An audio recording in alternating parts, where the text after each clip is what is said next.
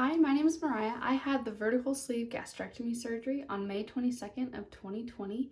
I am 5'4". My highest weight was 322.6 pounds, and my current weight is fluctuating between 190 and 193 pounds. I am 11 months post-op, and I had the surgery at WakeMed Cary by Dr. Scott Bovard. So I just wanted to make this video, of course, sharing some more food and meal ideas, but really going over the nitty-gritty of the keys to success after VSG, like what is like the need to know, and also just answering a lot of frequently asked questions. So I wrote an outline, and I'm gonna try to be as thorough as possible.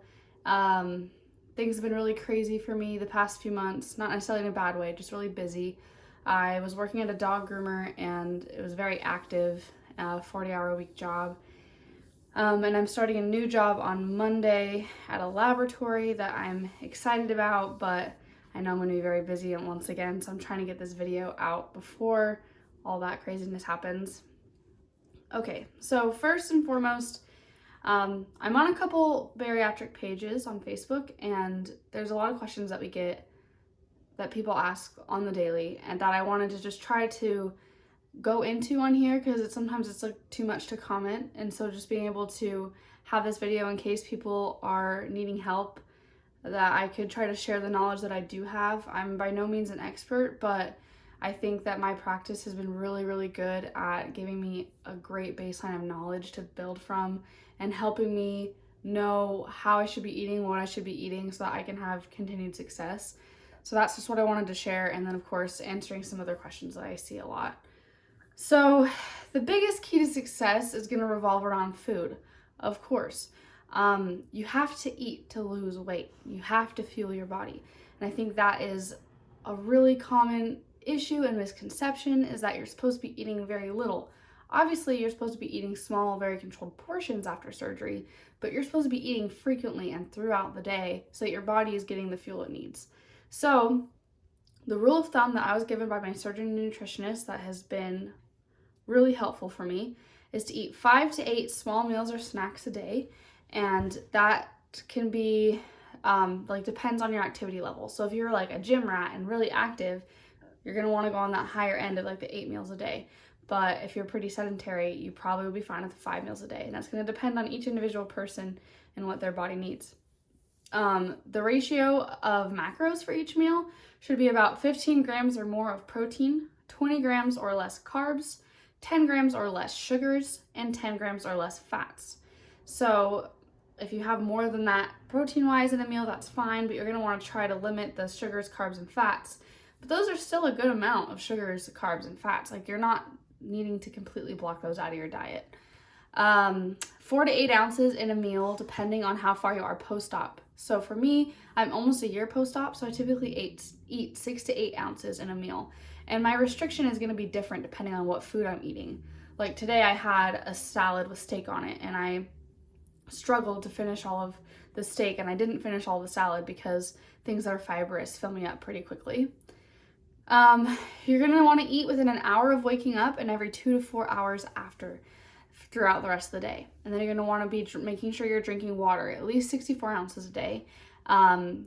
What I was told from my surgeon and nutritionist, and it's worked well, is I can drink up until I start eating, but once I've eaten, I have to wait 30 minutes for the food to start digesting before I eat. Before I drink. That allows the food to start going through and start getting digested, but it also prevents you from stretching your stomach, because if you're full of food and then you just squeeze water in around it, that can cause stretching. When eating, start with proteins. Make sure you're eating the protein portion first, because if you're getting too full to finish a meal, you don't want to have started with the vegetables and the fruit and whatever carbs and whatnot and not get the protein in that your body needs, because that is what's most important.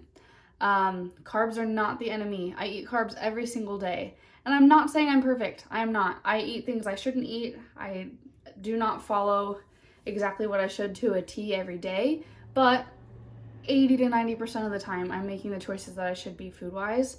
But carbs are not the enemy. I've lost a lot of weight and eaten a lot of carbs, but I try to fuel myself with protein first and then complex carbs, so fruits, vegetables, whole grains, not breads, pastas, tortillas. Honestly, those don't really settle well with me anyways, and I don't particularly love the taste of it oftentimes, which is interesting because before surgery I was definitely a carb person, like breads, pastas, and now I'll get cravings for them every now and then, but it's doesn't take up anywhere near as much of my diet as it used to.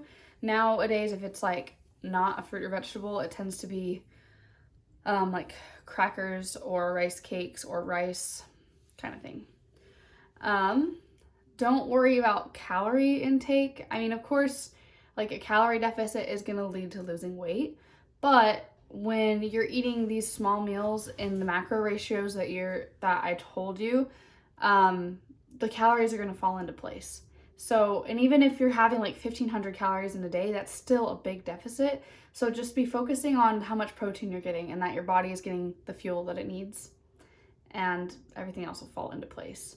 And if you're feeling low on energy, if you're stalling in your weight, and your weight loss, if you're feeling like you could be doing something different, try adding another protein-dense meal or snack and see if that does the trick for you. Some of like an easy thing is like some light cheese sticks. Eating a couple of them would be a good snack, and just seeing if adding a little bit more food can help, because I think a lot of times people don't eat enough and then their body is just holding on to that weight because it doesn't have the fuel it needs. So if you try eating more, a lot of times, according to my surgeon, that does the trick. But of course, making good choices when you eat more, not eating something that's not going to fuel you properly.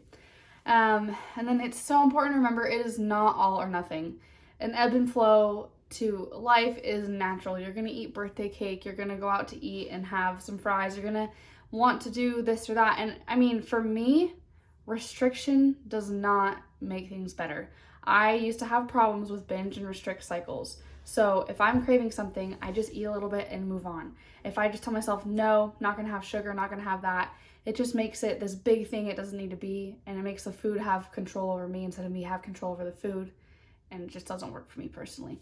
I just think it's really important to like think about how you're feeling your body, how it makes you feel, and just being kind to yourself, honestly.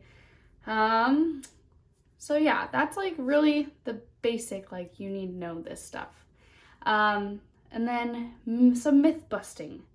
Something that we hear a lot is that people that get bariatric surgery are lazy. That's not true. It takes a lot of hard work. The whole pre-op process is stressful and time consuming. It's not awful, but it takes a lot of effort. You have to do a lot of follow-up, a lot of tests. It takes a lot of preparation to eat properly. It takes a lot of mental fortitude to get through the pre-op diet and the post-op diet and the liquid phases. It's not easy, but it's, my surgeon calls it a superpower. Like, it helps you really get through and actually have weight loss if you're following their guidelines, which is something that I was never able to do before the surgery, so I'm grateful for it. There's a myth that it's just a temporary thing and people just will regain weight. That's definitely possible if you don't make the right changes. If you don't eat enough, if you fall back into the habits of eating 1 to 2 times a day and you eat a lot of slider foods and not enough protein, like, it's definitely possible to regain. It's definitely possible to stretch out your stomach, but that is a person-to-person basis. That's not really speaking ill of the surgery itself. And then there's also the myth that you can't drink soda, use straws, chew gum. No, that's outdated. You can drink carbonated drinks. Obviously, don't drink regular sodas and things full of calories and sugar.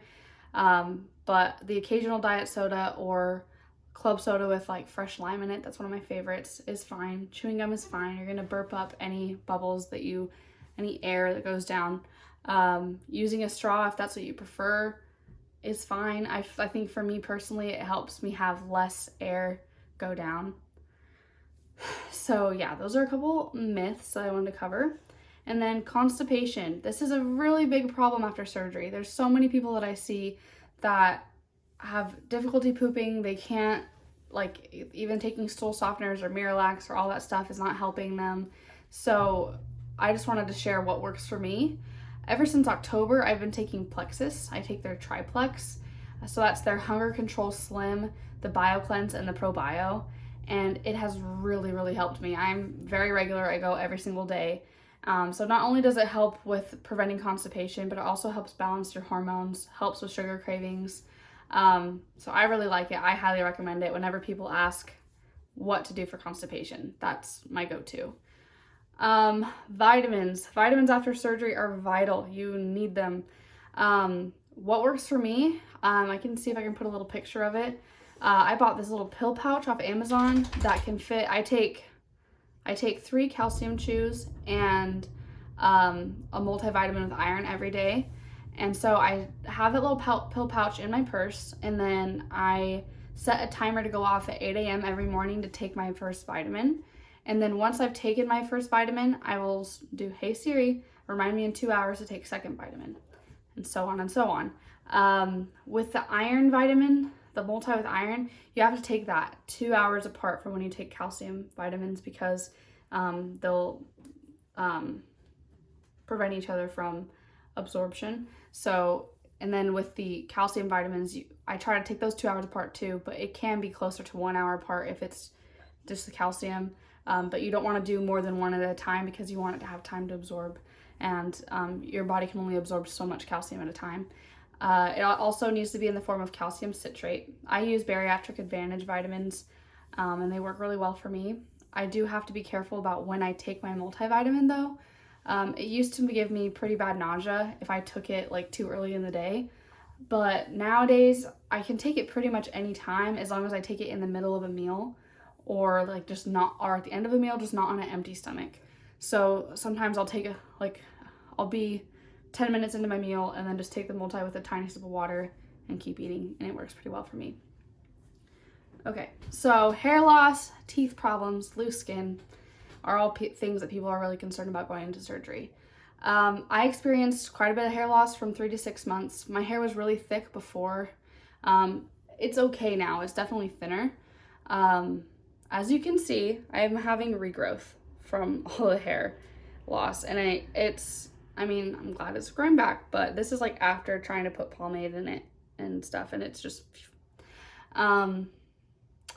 it's kind of inevitable, but like making sure you're doing really good on your protein and your vitamins. You could take biotin or collagen. I've heard people say that it helps. I never took any of those. And then having like a good shampoo that's like free of parabens and sulfates so that your hair stays healthy. And then I also got a silk pillowcase on Amazon. I feel like that's helped a lot, because my hair was really brittle for a bit, because my pillowcase is just like sucking out all the moisture. So I got a silk pillowcase on Amazon. I do think that that's helped with my hair texture. And then teeth issues. Make sure, of course, you're taking your vitamins, eating your leafy greens, getting lots of calcium in, and then making sure you're brushing your teeth after vitamins or after you take Tums, because those like chalky and fake sugars can just like, they're not good. I remember there was a dental hygienist or something similar that posted on the Bariatric page and said to make sure we're doing that, and so I wanted to include that. And then also chewing gum to help with preventing dry mouth, or to just like clean your teeth if you aren't able to brush your teeth after taking a vitamin, that kind of thing.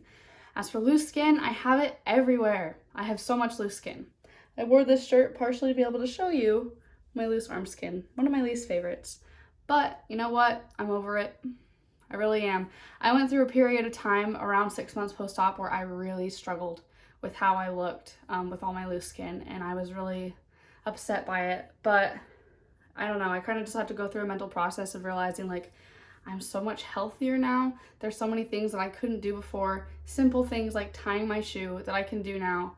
The loose skin is, I've had a long road to get here, and stretch marks, loose skin, it's part of my life's journey. Don't necessarily love it, but it's a price I'm willing to pay. And of course, if loose skin's always something you're worried about, there's plastic surgery. I maybe down the road would like to get that, but not right now. I'm gonna want to have kids in the near future, so there's no point in getting a surgery to tighten up my stomach and then get pregnant. So, another question I get asked a lot is about how my breast size has changed since surgery. I was very well endowed before. I was a 44H, and now I'm at about a 36 double D. So I've lost a lot of volume. I have not lost the surface area, if you're catching my drift. Loose skin again. But again, I feel happier. I don't get as much back pain anymore. So it's definitely been a positive change. And then just like, yeah, kind of going into body dysmorphia, like not feeling like yourself, feeling disconnected from your body. I feel like I have that.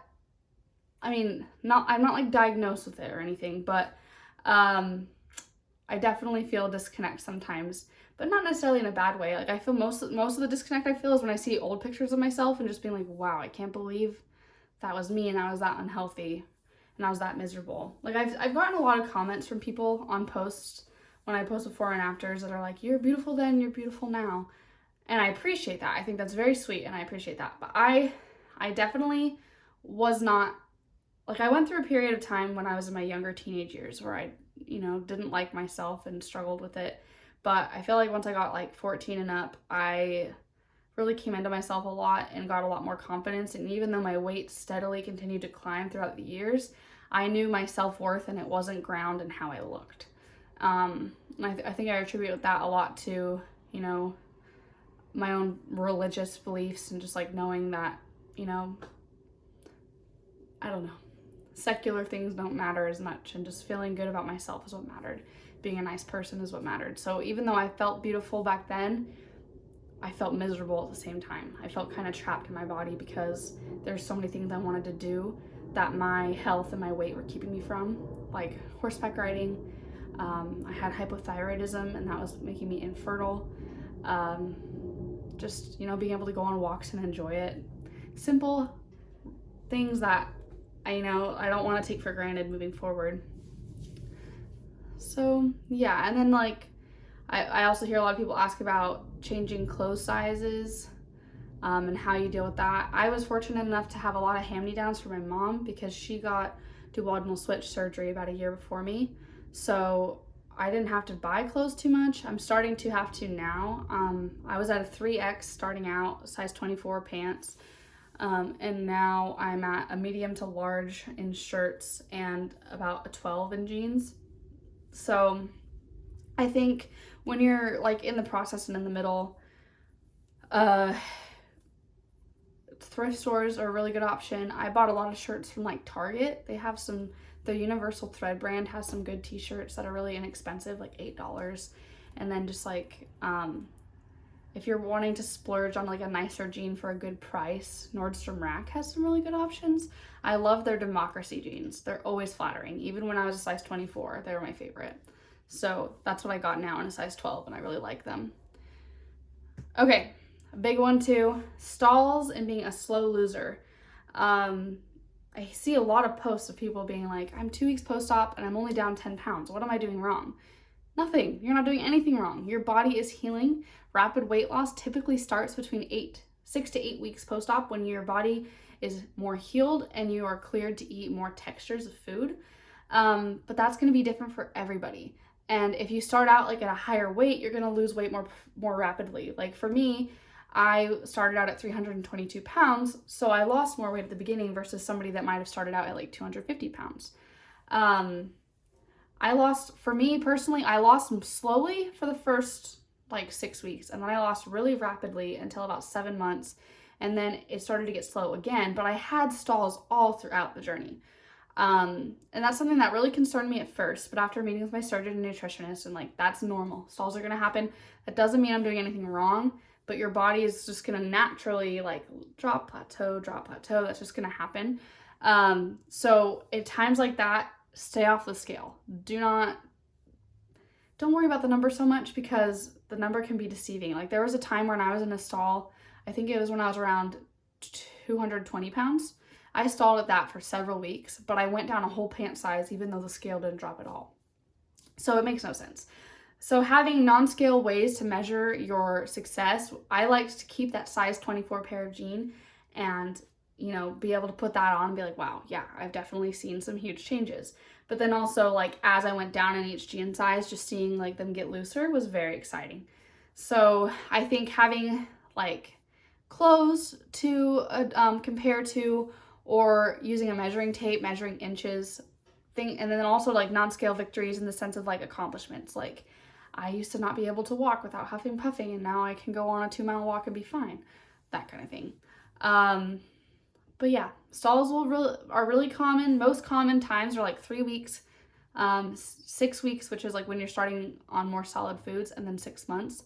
But again, go back to those basics of the food. If you're stalling, continue to eat those 5 to 8 meals a day. Continue to follow the macro ratios.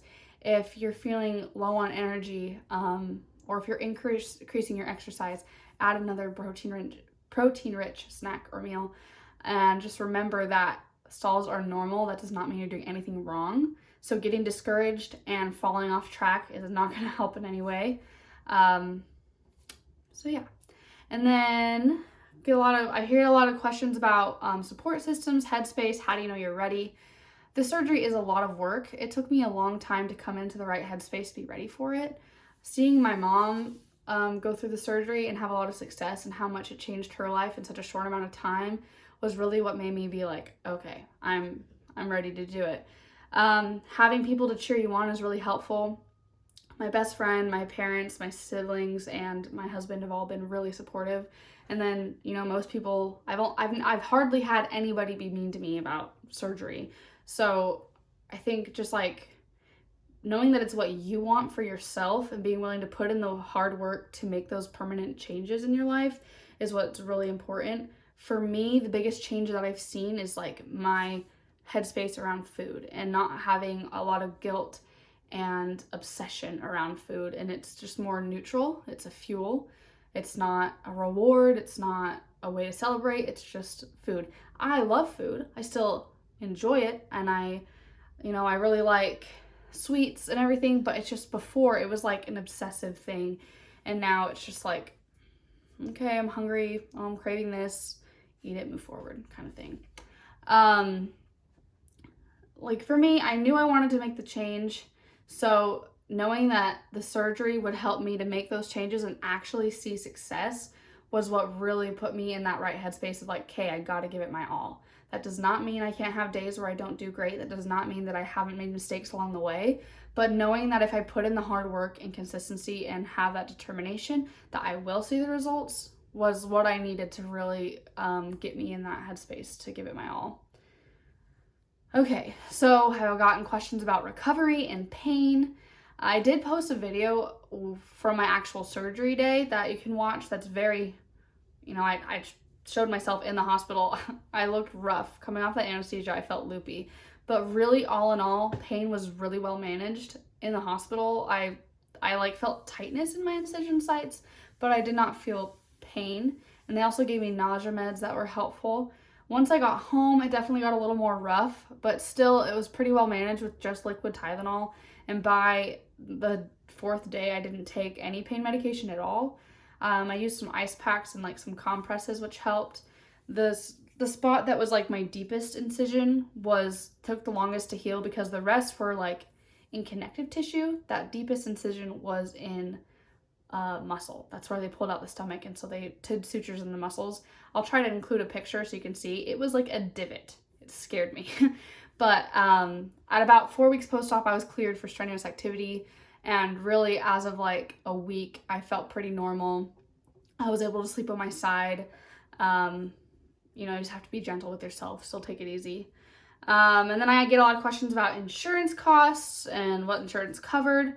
Each insurance company is going to be different. I am by no means an expert on insurance, but for the company that I have insurance through my parents' work, and because I had a very high BMI, sleep apnea, and hypothyroidism, I qualified for the surgery, and it ended up being about $2,500 out of pocket. I had it at WakeMed Hospital, and it was laparoscopic. I had 5 incisions. I spent about 24 hours in the hospital. I did have my surgery right after COVID, like in a couple months after COVID started. Thankfully, I was able to have my mom in the hospital, and she was able to stay for 24 hours. But I came out of surgery around 5 p.m. and left at like noon the next day. So I was not there for very long. All right. Getting in enough protein and fluids on a liquid diet. What I was told to do that was very helpful is to break each hour into 15-minute increments, and in that first 15-minute increment, drink your protein fluid. Each 15 minutes, drink 2 ounces. So I got little disposable 2-ounce cups, and so I drink 2 ounces of protein shake, and then the next 3 blocks of 15 minutes have 2 ounces of hydration fluid in each segment. So that helped me a lot, because you don't want to drink too fast and hurt yourself, but you also don't want to forget it for hours at a time. So honestly, after surgery, keeping yourself hydrated needs to be your full-time job. It's a pain in the butt. It's a little bit tiring, but you're gonna want to keep yourself out of the hospital, off IVs for dehydration. So staying on top of that is really important. And then, for me, right after surgery, regular water, like from tap, hurt my stomach. So bottled water was really helpful. And then you can always have mix-ins if that's something that you would like. I'll get back to that in a second. And then unflavored protein powder is going to be your friend, because protein shakes got really old for me. At this point, it was my 3rd week on protein shakes and I was done. So unflavored protein powders mixed into soup can be a really good option if you're wanting something savory. I personally do not like canned soup. My favorite thing was Tom Kha soup from a local Thai restaurant. Just strained it and then mixed in the protein powder, and that was really nice. Definitely a nice change of pace after all the protein shakes. I've heard that Undri and Isopure are really good protein powders. I never used those. I used GenePro, but it was recently brought to my attention that GenePro, the amounts of protein per scoop are actually deceiving. It's probably closer to 10 grams of protein in a scoop, not 30. So yeah, if you're wanting to get more protein, Undri or Isopure have been recommended by my nutritionist. And then Fairlife non-fat milk, the light blue one, is really great for diluting protein shakes if they're a little bit too sweet. I did that a lot and it was very helpful. And it also has 13 grams of protein in an 8-ounce serving. So it has some protein in it anyways. Not that you're going to want to drink 8 ounces at a time right being out of post-op. But I don't know, that's a good option. And then purees are definitely easier. Once you get out of the liquid stage and start going to purees, it's easier. One thing that I want to make sure I cover though is head hunger. There's so many people that are like, I just had surgery, I'm on a liquid diet and I'm hungry all the time. I thought I'm not supposed to feel hungry. Some people don't. I definitely did. I felt hungry a lot when I was on the liquid and pureed stage. And it's frustrating. But once you start getting to the pureed stage and the soft food stage, it gets a lot easier. You're able to feel okay, I definitely do have a restriction. The surgery worked. But that was something that I personally struggled with right after surgery, because I would drink my protein shake and then immediately feel unsatisfied. And I don't know, it's normal. It happens to a lot of people. But don't worry if that's what happens to you. It doesn't mean that your surgery wasn't effective. That's just something that can be pretty common in the pureed and liquid stage. As for starting purees, try to take it slow. I had some things that my stomach just didn't react to very well. Like eggs. I still don't tolerate eggs very well after surgery, which is a bummer. I'm trying to work my tolerance back up, but just, when you eat a meal, you're wanting to take about 30 minutes to finish it. So just eat really slowly, give yourself breaks to try to see if it's going to sit well with your stomach when you're introducing new things to your new stomach. Water intake. You need to get at least 64 ounces in a day. I try to stay pretty regimented on it to keep myself on track. So I take my Plexus first thing in the morning. So I take that with a 16-ounce water bottle. And then I have a 32-ounce water bottle that I'll take to work and try to finish that throughout the workday. And then I'll try to finish the day with a 16-ounce Body Armor Light or just a water. But it's nice to kind of, switch things up. Body Armor Lights are my favorite. They're so good. They're only 20 calories and they're sweetened naturally. You can also have Gatorade Zero, Powerade Zero, but I don't like the things with artificial sweeteners. They don't sit well with my stomach and I just don't like the taste of them very much personally. I used to drink them a lot, but early on post-op, but I just don't like them anymore. Herbal tea is also a great option. There's one called Bengal Spice that they sell at Walmart and everything with a little bit of milk and sugar. It's really good. I really like it. So yeah, water intake is important. That's something that I am not fantastic about and I'm trying to work on. I had a while that I always hit it every single day, and these past couple weeks I've just not been as good about it, which is dumb. I definitely can tell a difference. I've been experiencing a little bit more like dizziness, so I've been trying to be really strict with my water intake. All right, nausea and heartburn. So I had heartburn quite a bit before my surgery. I had a hiatal hernia right by my esophagus that they were able to fix with the surgery. But for the first 6 months after my surgery, I was on omeprazole to help reduce acid. And nowadays, I typically do fine most of the time. I do get heartburn every now and then, and it's usually if I eat something that irritates it, like a lot of citrus or chocolate, especially if it's before bed. Like last night, I got hungry and it was like really late. I stayed up watching Netflix with my mom.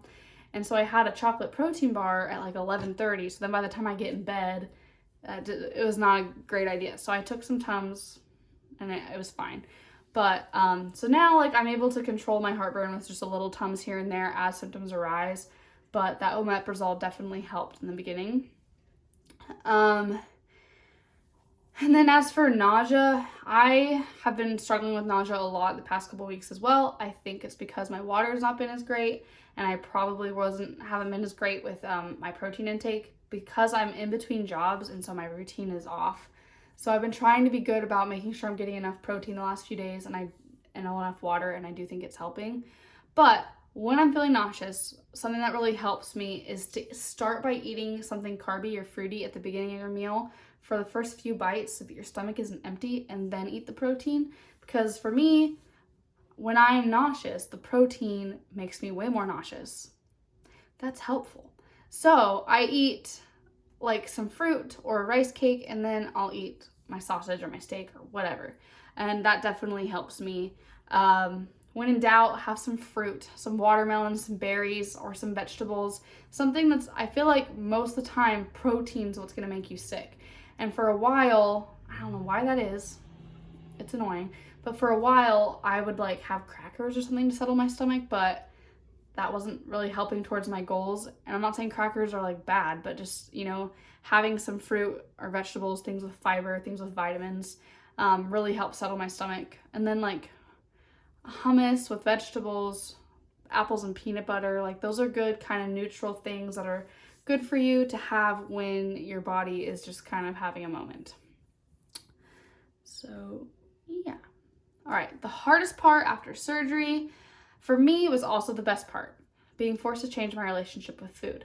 The pre-op diet and the post-op diet are very strict, and you don't get to eat real food for quite a while.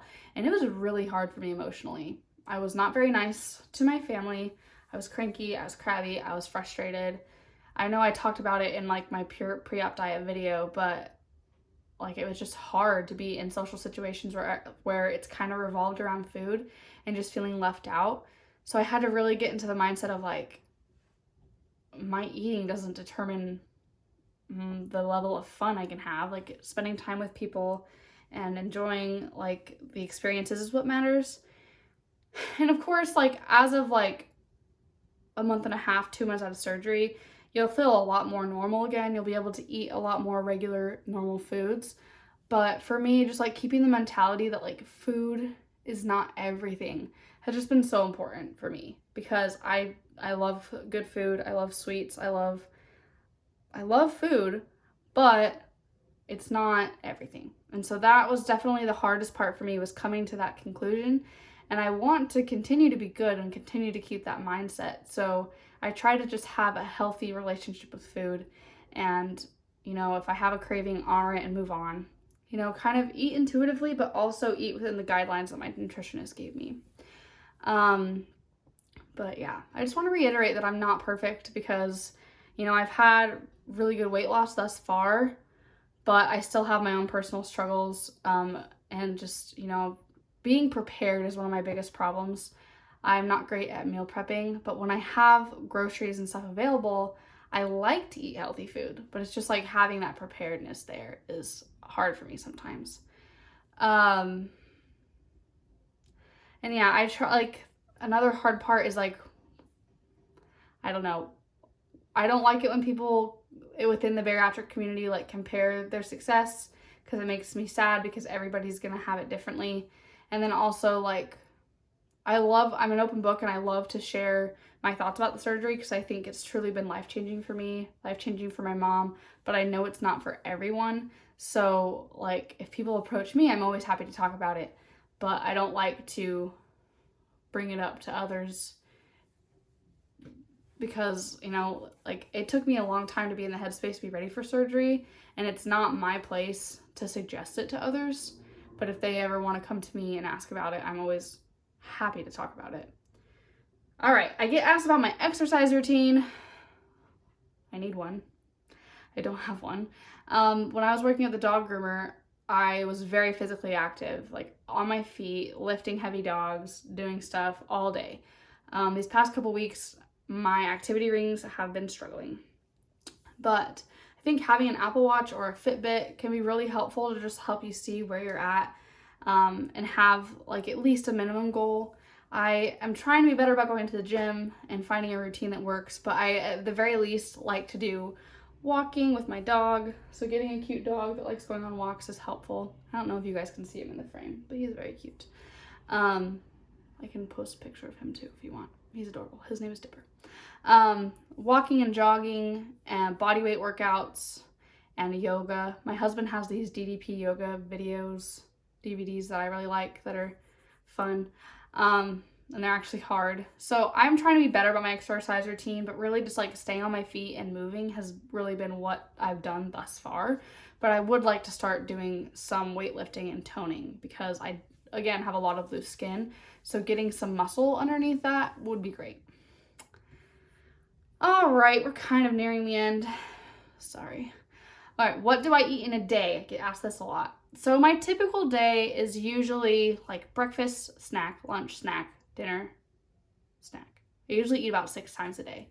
And going back to like my own struggles, that's something that I'm trying to be better about, is having like set meals and not grazing in between. That's something I'm bad about. But what do I eat in a day? So typically my breakfast will be like some sausage and a rice cake. I still don't tolerate eggs very well. I really want to work up to tolerating them again because there's a lot of great breakfast options that include eggs. But for me right now, there's these chicken sausages that I get from Costco that I really like. And like a rice cake with a little bit of jam or a little bit of peanut butter. Just because just the sausages alone don't satiate me, but I don't want to have like 8 sausages. Like that's not enough. And of course I could pair it with like some fruit. Sometimes I do that. Then for snacks, some of my typical go-to snacks are cheese sticks. I have 2 favorite brands that I want to post pictures of on the screen.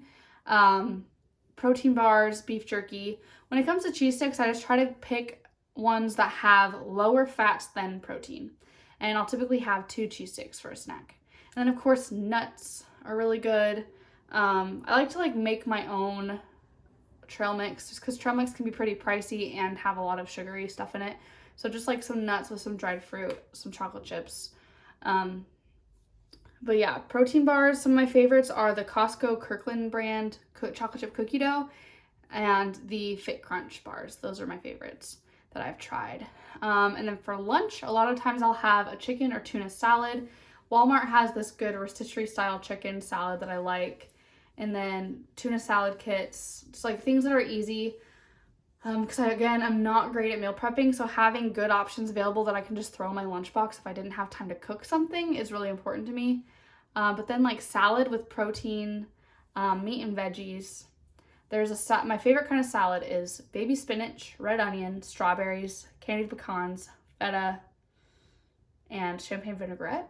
And then like pairing that with, I have like some Purdue chicken tenders. The Tyson air fried chicken nuggets are really good too. I've kind of gotten sick of all those though, which sucks. But like the freezer chicken nuggets and chicken tenders are a great option, but I'm getting turned off to it a little. Had it too much, you know? So then I'll have another snack, which I listed some of those options before. Of course, you can always like snack on fruit and vegetables too. It's good, make sure you're getting your protein goal throughout the day, but you know, berries, watermelon, fruit, and or like vegetable dip. There's okay, I'll get to that in a second. There's a fruit dip and a veggie dip that are really good and high in protein that I like to make. And then yeah, for dinner, usually some kind of meat and vegetable, sometimes a little bit of a starch. Like my husband and I have this place that we really like to go to called Flavor's Kitchen. It's like right down the road from us. And like getting their sesame beef with broccoli with a little bit of brown rice, like I really like that. So yeah, eating out and fast food after surgery. A lot of people are really anxious about this. I totally get that. I get a little bit anxious about it if I'm going out with people that don't know much about my surgery, or, you know, like if it's with family, I don't really care typically, but like, so I've had a couple times where I'm eating out and I can't finish my food, or there's still a lot on the plate, and the waiters are like, is your food okay? Like, is everything all right? And so I'm just like, you know, yeah, it's great. Can I get a to-go box? Thank you, kind of thing. But like when I go out, I like to try to get something from the kids menu, or split, or take leftovers. I did get a card from my nutritionist that has like please allow this person to order off the kids menu or order a smaller portion due to bariatric surgery. I've only had like one place that gave me a problem about getting stuff off the kids menu. Most places are fine with it. I went to one of those like Brazilian all you can eat like places where they bring the steak around on the whatever those things are called, and they were really nice and were able to give me a discounted rate, and they like it said bariatric surgery on the check, so that was cool. But yeah, so some places to eat out that I really like: Chick-fil-A. Love Chick-fil-A. I have kind of gotten a little burnt out on Chick-fil-A because of how much I would eat it because it's such a good option. But even their regular nuggets have really good stats and really high protein. And their grilled nuggets, of course, and I really like their kale salad. It's small, great portion to get with some nuggets. So like a meal that I would typically get from them would be like a 6 or 8 count regular nuggets with the kale salad, and usually just water. But I don't really drink around my meals. I don't really drink with my meals, so sometimes I'll just give the drink to my husband or my brother. Wendy's, their half Caesar salad is pretty good. I also just get their nuggets sometimes and only get a small amount. At times when I'm eating out, I try not to worry too much about the macros, and just get like a better choice. But if you're going there to specifically try to eat better, like a half Caesar salad is a good option. And then Panera Bread, their half Asian chicken salad is pretty good. I really like Diced. It's like a build your own salad place that has good options, and I usually get a kid-size salad with chicken on it. But if I'm going somewhere fast foody and I'm like out with friends or I'm out of town, I just try to get something that's smart, good small portion, and like, if I'm at McDonald's, like getting a small little burger and like, keeping it simple, keeping it small. Again, you have to be able to sustain this throughout your whole life. There's going to be an ebb and flow to things. When I go out of town, I'm not going to be crazy regimented and tracking everything, but I'm also going to try to not eat like a crazy person and eat everything fried and everything fatty, and just try to have a good happy middle ground. Because I also don't feel good if I eat a lot of stuff like that. So eating things that help me feel good is important. When I go to Chinese food places, sesame beef with broccoli, brown rice, having things that are not breaded or fried as much, or if you choose to, just don't overdo it. Have a lot of vegetables with it. At burger places, I really like to get salads. I love a good homemade house ranch. So good. I usually will get a salad with grilled chicken on it, and then have the dressing on the side because A, I usually can't finish the whole thing, and B, a lot of calories and fats can be in dressings. But yeah, that's kind of the gist of what I do when I eat out and what works for me. So now I want to share I'll share this and then I'll share that. So snacking too much, like I said, is a problem that I personally have had lately. I've been grazing a lot when I get bored. When I get to the point where I'm not full anymore, but I'm not hungry yet, but I'm bored, I'll start to eat. That's a bad habit. That's a habit that got me to 322 pounds. So that is something that I'm trying to be better about. So some things that I'm going to personally try. Chewing gum when I'm feeling snacky or bored, but don't need to eat. Chewing gum. Making sure I'm sipping on water. Having my water bottle with me, because I've been, for the past little while, like chugging water in spurts instead of having it throughout the day. So I think sipping on water throughout the day would be a good thing for me. And then tracking my food. MyFitnessPal or Bariatric are good apps for that. I also have been posting it on my Instagram. And I think I prefer that. I don't like tracking my food. It just takes too much effort. If it works for you, that's great. And it's a good option. Bariatric is really nice for bariatric patients because it focuses on macros. But yeah, so I've been posting meal ideas because I like to go back and look at them in my highlights later for ideas. And then also there's quite a few bariatric people or just friends in general that follow, and so they like to see them. So I'm happy to share. But yeah, so those are some things that I'm going to add into my game plan to try to prevent snacking too much. And as for food ideas, this is, I hope I remembered everything I wanted to say, but I probably didn't. Again, I share a lot on my Instagram, my highlights for food equals fuel highlight. So I definitely recommend checking there. I tend to share the stats and like the ingredients. But like I said, protein ranch and the fruit dip.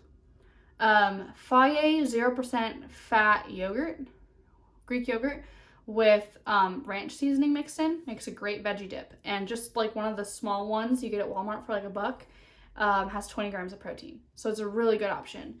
And then cheesecake dip, just that same Faye Greek yogurt, 0% fat with sugar-free cheesecake jello mix. Mixing that in until it's, there's not a certain amount for either of those, just go to the right consistency and flavor. And then that's really great with fruit. I made like a cheesecake bowl, which I will share. That was really yummy. And again, 20 grams of protein, not a whole lot of added sugars. You know, I really don't track fruit very much because it's healthy for you and I like it. So if that's where I'm getting my sugars from, I don't worry about it very much. But if I'm getting my sugars from like syrups and cakes and, you know, then I try to be more careful. But when it's like a very natural sugar, I don't worry about it. One of my favorites and go-tos is a taco bowl, which I probably have a picture somewhere I'll try to look for. But I typically just will put like lean ground beef, corn, beans, maybe some brown rice, some cheese, some sour cream. I try to go with like light cheeses, light sour cream, just to keep the fats on the lower side. And then like, you know, have some crunch in it, maybe a few Doritos, just something to make it a little more fun. But that's something that's easy to meal prep that I've had quite a bit and I enjoy. My favorite salad that I mentioned before, having that with a side of protein is one of my favorites. So find a salad that works for you. I really do like salad though, because it's going to be getting those healthy vitamins and that fiber that really keeps you full. Like I had a salad 2 hours ago and I still feel very full. I had a salad with steak on it and it was yummy. And then again, hummus and veggies, peanut butter and apples, those kind of things. And if you have that, like try pairing those with 2 cheese sticks, getting some protein in. Again, remember to focus on the protein. If you're feeling nauseous, eat a little fruit, eat a little something else to try to get over that hump, get your stomach out of being empty and sensitive, and then eat your protein. I will try to add in any more food ideas or anything else that I think of. I know this is very long and very rambly. I tried to make an outline to help as much as possible, but it's been a long time coming. I've been meaning to make another video for 4 months.